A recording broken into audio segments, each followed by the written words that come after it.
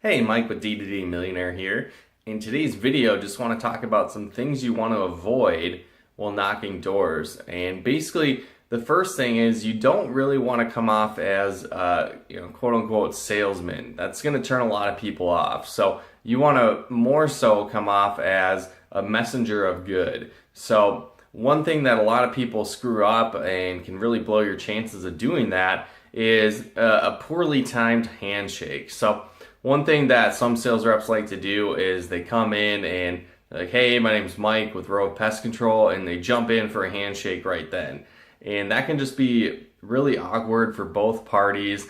Handshakes normally, if you're meeting a friend for the first time, or a mutual friend, or meeting someone for the first time in person, that's one thing that you've probably talked before. You have some sort of relationship or mutual friend.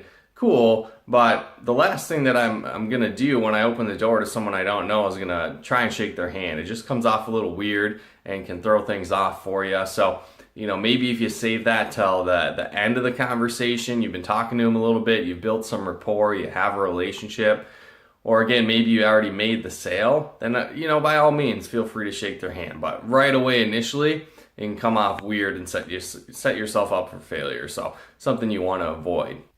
And another thing that you want to pay attention to is asking questions that open up the sale.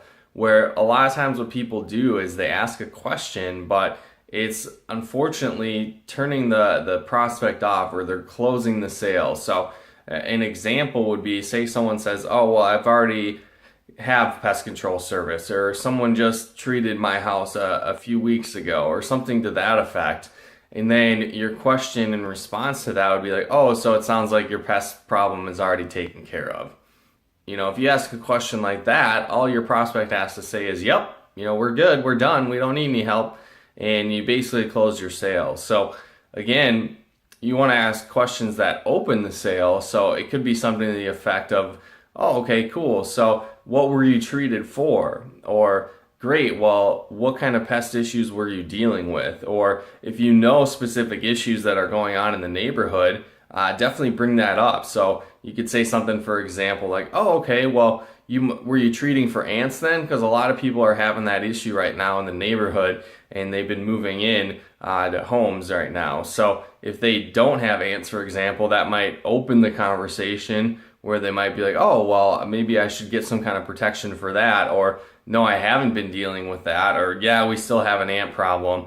I've been noticing that too. So it can kind of still move forward in the sales process versus just being like, hey, no, I'm done. I don't need your service. So make sure you're asking questions that are opening the sale versus just ending it right away. So again, a couple different tips you can keep in mind. So hopefully you got value out of that. If you did, feel free to comment and share. And if you are in pest control marketing, be sure to head on over to d2dmillionaire.com.